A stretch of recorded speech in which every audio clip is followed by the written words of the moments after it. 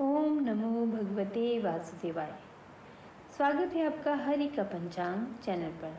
श्री हरि की कृपा आप पर और आपके परिवार पर हमेशा बनी रहे। हिंदू धर्म ग्रंथों के अनुसार वरुथनी एकादशी के दिन श्री हरि विष्णु की पूजा की जाती है। कहा जाता है कि कुरुक्षेत्र में सूर्य ग्रहण के समय एक मन स्वर्ण दान करने से जो फल मनुष्य को मिलता है, वही फल वरुथनी एकादशी का व्रत करने मात्र से प्राप्त हो जाता है।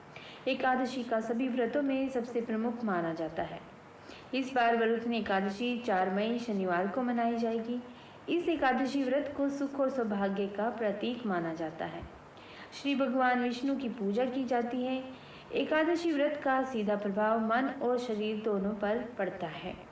एकादशी की शुरुआत 3 मई शुक्रवार को रात 11:24 से शुरू होगी और इस तिथि का समापन हो रहा है 4 मई 2024 को शनिवार को रात 8:38 पर। वरुथनी एकादशी का पारण का समय रहेगा 5 मई को सुबह 5:37 से लेकर के सुबह 8:17 तक। इस दिन सुबह जल्दी उठकर स्नान करने के साथ साफ कपड़े धारण कर लेने चाहिए। इसके बाद मंदिर की अच्छी तरह से सफाई कर लें। फिर देवी देवताओं को स्नान कराएं और साफ कपड़े पहनाएं यदि मूर्ति है तो, और मंदिर में दीप प्रज्वलित करें। इसके बाद व्रत का संकल्प लें। हाथ में जल और फूल लेकर व्रत का संकल्प अवश्य करें यदि आप व्रत रखना चाहते हैं, और भगवान विष्णु का ध्यान करें। इस दिन भगवान विष्णु के साथ ही माँ लक्ष्मी की भी पूजा करनी चाहिए। भगवान विष्णु के भोग में तुलसी दल को जरूर शामिल करें। भगवान विष्णु को बिना तुलसी दल के पूजा स्वीकार नहीं होती, भोग स्वीकार नहीं होता, तो इस बात का आप अवश्य ही ध्यान रखें। इस दिन उपवास रखना बहुत उत्तम होता है। यदि आप उपवास न रख पाए तो कम से कम अन्न खाएं और चावल तो बिल्कुल भी इस दिन न खाएं। भगवान कृष्ण के मधुसूदन स्वरूप की उपासना करें, उन्हें फल और पंचामृत अर्पित करें, उनके सामने मधुराष्टक का पाठ करें, यह सबसे सर्वोत्तम होगा। अगले दिन सुबह अन्न का दान करके व्रत का पारण करना चाहिए। ये अन्न का दान आप पका हुआ भोजन देकर भी कर सकते हैं या फिर आप कच्चा अनाज भी निकाल कर दे सकते हैं। वरुथनी एकादशी पर प्रेम, आनंद और मंगल के लिए मधुराष्टक का पाठ करना चाहिए। कठिन से कठिन समस्या के निवारण के लिए गजेंद्र मोक्ष का पाठ जरूर करें।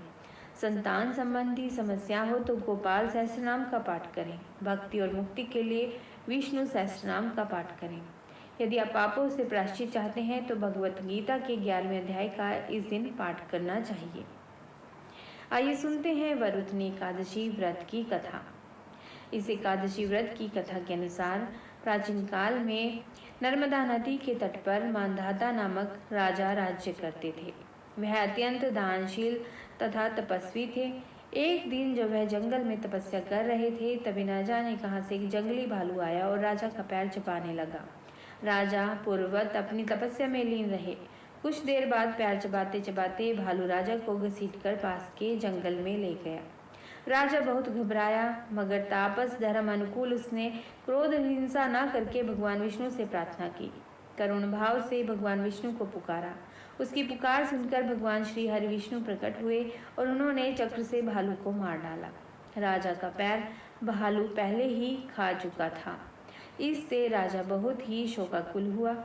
उसे दुखी देखकर भगवान विष्णु बोले, हे वत्स, शोक मत करो, तुम मथुरा जाओ और वरुथनी एकादशी का व्रत रखकर मेरी वराह अवतार मूर्ति की पूजा करो।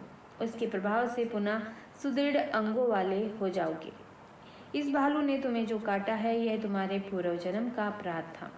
भगवान की आज्ञा मानकर राजा मांधाता ने मथुरा जाकर श्रद्धा पूर्वक वरुथनी एकादशी का व्रत किया।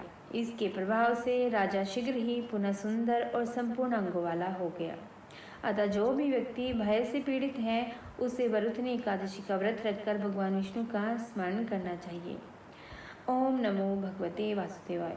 इसी एकादशी के प्रभाव से राजा मांधाता स्वर्ग गए थे। इस व्रत को करने से समस्त पापों का नाश होकर मोक्ष मिलता है। इस एकादशी के प्रभाव से राजा मांधाता को स्वर्ग मिला था। मान्यता है कि जो मनुष्य विधिवत इस एकादशी व्रत को करते हैं, उनको स्वर्ग लोक की प्राप्ति होती है।